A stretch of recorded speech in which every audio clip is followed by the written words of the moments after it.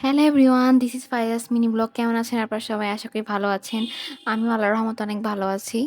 তো যারা আমার আগে ভিডিও দেখেছেন সেখানে আমি বলছিলাম যে আমার অনেক খিচুড়ি খেতে ইচ্ছা করতেছিল, কিন্তু সেই সময় দুপুর রান্না শেষ হয়ে গেছিলো, সেজন্য আর খাইতে পারি নাই। আম্মুকে বলছিলাম, কিন্তু আম্মু বলছে রান্না শেষ, তাই আজকে আর বানানো যাবে না, পরের দিন বানাই দিব। সেজন্য আজকে আমি বলছি যে আমাকে খিচুড়ি রান্না করে দিতে অনেক খেতে ইচ্ছা করতেছে।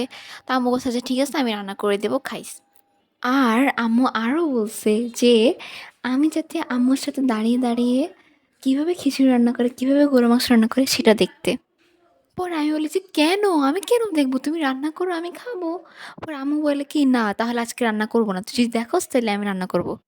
পরে আমি বলি যে ওকে ওকে, দেখবো, তুমি অন্তত আমাকে রান্না করে দাও, আমার অনেক ইচ্ছা করতেছে খাইতে।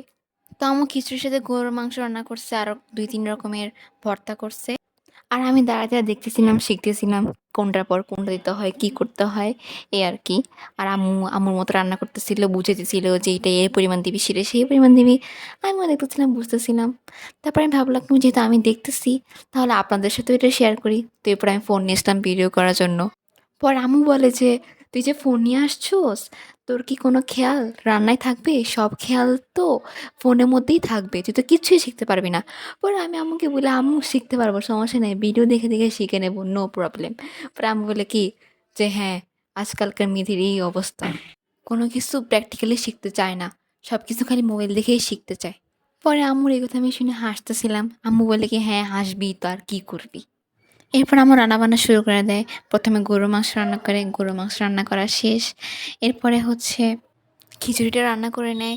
এরপরে ভর্তা বানানোর জন্য বেগুন ভাজি করে নেয়। তারপরে হচ্ছে ভর্তা বানানো স্টার্ট করে দেয়। বেগুন এর ভর্তা করতেছিল আম্মু, আর এমনি পেঁয়াজ মরিচের যে ভর্তাটা আছে ওইটা করতেছিল। পরে আম্মু বলতেছিল যে দাঁড়ায় দাঁড়িয়ে খালি দেখবি, একটু সাহায্যও কর।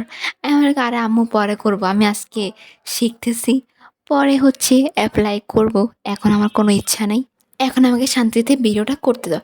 এরপর আম্মু বলে কি হ্যাঁ, ভিডিও তো করবি, আর কি করবি, কাজ কাম তো কিছু নাই, ভিডিওই কর। এরপর আমার সাথে এরকম কথাবার্তা বলতে বলতে আম্মু ভর্তা বানানো প্রায় শেষ হয়ে গেছে। অ্যান্ড গাইস, বিশ্বাস করবেন না আপনারা, আম্মু যখন রান্না করতেছিল, আমি যখন দাঁড়ায় দাঁড়ায় দেখতেছিলাম, আমার এত খেতে ইচ্ছে করতেছিল কি বলবো, আমার মন চাইতেছিল কি রান্না শেষ হওয়ার আগে আমি খাই ফেলি, মানে আমার এত মন চাইতেছিল খাইতে।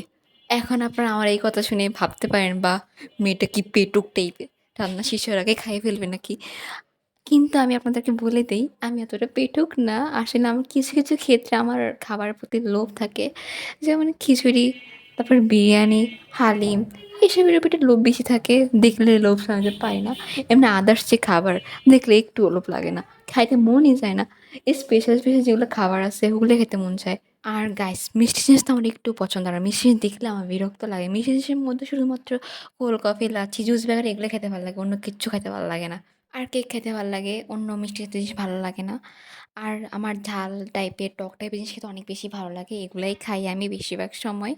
মিষ্টি জিনিস আমি ছুঁইও না বলতে গেলে, কিছু কিছু জিনিস খাই, এই আর কি। তো আপনাদের সাথে বকর বকর করতে করতে আমার রান্নাবান্না শেষ। আপনারা দেখেন এর ফাইনাল লুক। আর আপনার যদি আমার ভিডিওটা ভালো লাগে অবশ্যই লাইক কমেন্ট করে যাবেন, অ্যান্ড আমার চ্যানেলটাকে সাবস্ক্রাইব করে দেবেন, যাতে সামনে আমি আরও বেশি ভালো ভালো ভিডিও করতে পারি। So bye bye.